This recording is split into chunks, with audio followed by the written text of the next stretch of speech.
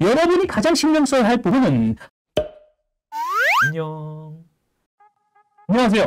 대치동 입시 컨설턴트 10년차이면서 학생부 종합전형 전략서인 학종 자신감의 저자 유종일입니다. 자, 저번 시간에는 여러분들이 반드시 신경 써야 할 학생부 카테고리에 대한 영상의 시작으로 자율활동 부분을 언급했습니다. 그리고 마지막에 자율활동은 학생 개인의 강점이나 특장점에 관한 정보가 녹아 있어야 한다고 이야기하면서 영상을 마무리했죠. 그럼 오늘은 저번 시간에 이어서 그 정보를 어떻게 해야 잘 녹여낼 수 있는지 그 학생의 기본 자세에 관해서 이야기해 주려고 합니다. 자, 읽어보시죠. 배려의 시작은 정돈된 열거에서부터 시작한다. 구체적인 이야기를 하기 전에 먼저 이것부터 알고 가야 합니다. 이는요, 자율활동뿐만 아니라 다른 창체활동에서도 똑같이 쓰이는 상식이라 아주 중요하기 때문이죠. 선생님이 책과 유튜브 영상에서 계속해서 입시는 연애이며 프로포즈와 같다고 이야기해왔습니다. 나에게 아무 관심이 없는 상대방의 눈길을 내게 돌리게 만들어야 하기 때문이죠. 예를 들어 여러분이 소개팅 자리에 나갔다고 가정을 해봅시다. 그런데 상대가 아무런 연락 없이 30분이 늦었어요. 여러분은 그 소개팅 상대와 이야기를 나누고 싶을까요? 당연히 나누고 싶지 않을 거예요. 왜 그럴까요? 여러분이 상대로부터 배려심을 느끼지 못해서 그렇죠. 그렇습니다.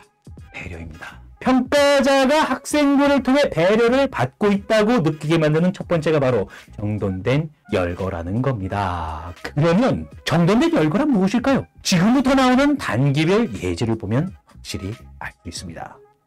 자, 예제를 보겠습니다. 이 예제는 그냥 봐도 정신이 하나도 없어요. 수십 또는 수백 명의 학교 생활 기록부를 봐야 하는 입장에서 이런 정리되지 않은 내용을 하루 종일 보고 있다고 생각해 보세요. 여러분이 총평가자라면 학생의 정보가 제대로 들어올까요? 처음에는 들어오겠죠. 그러나 나중에는 집중력이 현저하게 떨어집니다. 사실 이런 활동마다 한 줄씩만 띄웠어도 가독성은 상당히 올라가는데도 말이죠. 자, 방금 전에 이야기한 건 다음 예제를 보면 알 수 있습니다. 자, 이렇게만 해놓아도 서류를 보는 평가자의 피로를 상당히 줄일 수 있는데 이는 평가자가 지원자의 서류를 더 자세히 보게 만들죠. 이럴 때 지원자는 합격에 한 걸음 더 다가갈 수 있다는 겁니다. 그러나 또 이게 끝이 아니에요. 다음 단계를 보죠. 안녕. 여러분, 우리는 학생들을 왜 관리하려고 하는 걸까요? 왜 학생부에다가 더 좋은, 더 구체적인 정보를 계속 넣으려고 하는 걸까요? 내 옆에 있는 가장 친한 내 친구 서울대 보내려고? 아니야.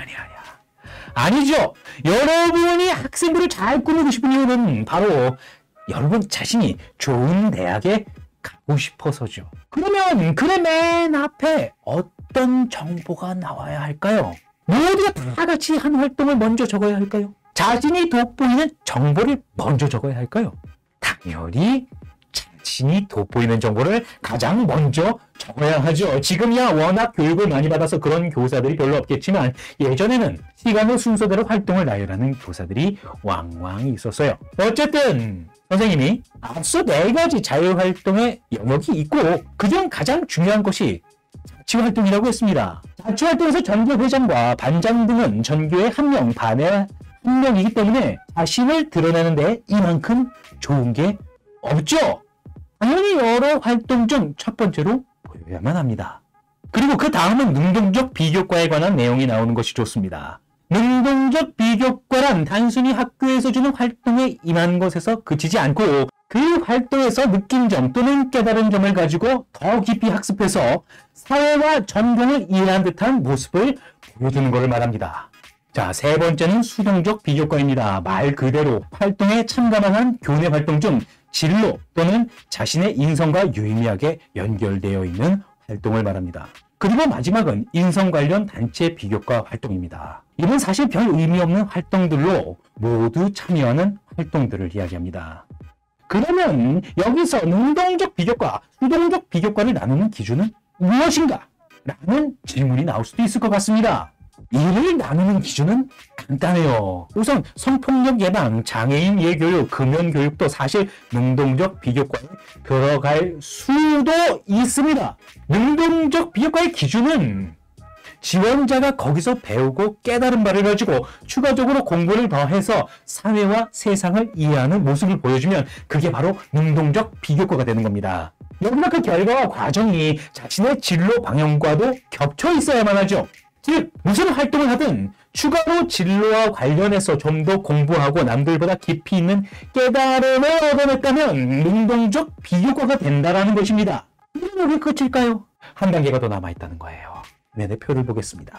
이렇게 정리된 나열을 하고 난 뒤 앞에 분리기호 하나씩만 넣어줘도 사실 평가자는 기분이 많이 좋아집니다. 보기도 편해지고 말이죠. 사실 이런 모습이 가장 이상적이긴 하나 이렇게까지 챙겨주는 선생님을 만나는 것은 하늘의 별따기니까 분리기호까지는 바라지 않는 것이 정신 건강에 좋습니다. 자, 중요도에 맞춰 활동을 정리해주는 선생님을 만나는 것도 운이 많이 좋아야 하죠. 무엇보다 선생님한테 가서 순서를 다르게 해주세요 라든가 분리기호 좀 넣어주세요 라는 부탁은 웬만해서는 씨알도 안 먹힐 것이기도 하고요. 선생님한테 자신의 부정적인 이미지를 줄 수도 있으니까요. 이런 부탁은 가능하면 안 했으면 좋겠습니다. 단 선생님께 이런 부탁을 하기 위해서는 앞선 영상에서 이야기했듯 선생님이 앞에서 언급한 5가지 방법으로 권력을 가지면 그러면은 가가지고 이런 부탁을 해도 돼요. 자, 단락의 내용 구성도 앞에 열 것처럼 사실 여러분이 어떻게 통제할 수 있는 부분이 아니기는 합니다. 그런데도 선생님이 이를 굳이 여기서 언급하고 가려는 이유는 그래도 여러분들이 어쩌다가 운이 좋아서 가져오는 대로 써줄게 학생부에 들어갈 내용 정리해봐 라고 이야기하는 천사 같은 선생님을 만날 수도 있기 때문에 그렇습니다. 이때 학생부에 들어갈 내용을 적어서 가져갈 수 있다면 그래서 좀 더 좋은 내용을 적을 수 있다면 여러분은 좀 더 높은 대학에 갈 수 있는 가능성이 올라가기 때문이죠. 물론 이미 교육부에서는요 학생들에게 학생부 내용을 가져오게 만드는 것을 금지시켰습니다. 그래서 그럴 일은 거의 안 일어나겠지만 만에 하나 혹시 모르잖아요. 그죠? 자, 자신에게 맡겨진 모든 학생이 높은 대학에 가길 원하는 그런 진짜 천사 같은 선생님이 나타날 수도 있으니까. 자, 그럼 이제부터 구성에 대해서 알아보겠습니다. 연락 내용의 구성은 총 4가지입니다. 우선 활동의 명칭을 언급하고 과정을 적은 후에 학생에 대한 교사의 평가나 활동의 결과 등을 넣습니다. 그리고 마지막으로 학생이 그 활동을 통해 배우고 느낀 점, 깨달은 점과 같은 변화를 넣으면 되죠. 아주 간단한 예제로 알아보도록 하겠습니다. 화면에 보이는 이 예제는 아주 단순한 예제입니다. 물론 이렇게만 쓰이면 그리 영양가는 높지는 않겠지만 구성은 아주 좋아요. 좋아요. 이제 이 예제의 퀄리티를 높이기 위해서는 단 한 곳만 집중해서 깊이 있게 작성하면 됩니다. 여러분이 가장 신경 써야 할 부분은 학생의 변화, 그렇죠. 배우고 느낀 점, 깨달은 점입니다. 평가자는 이 부분을 통해 지원자의 인성과 적성 등을 평가하기 위한 정보를 얻게 되는데 이 부분에서 지원자의 깨달은 부분이 깊이를 가지면 가질수록 학생부는 무게감을 갖게 되죠.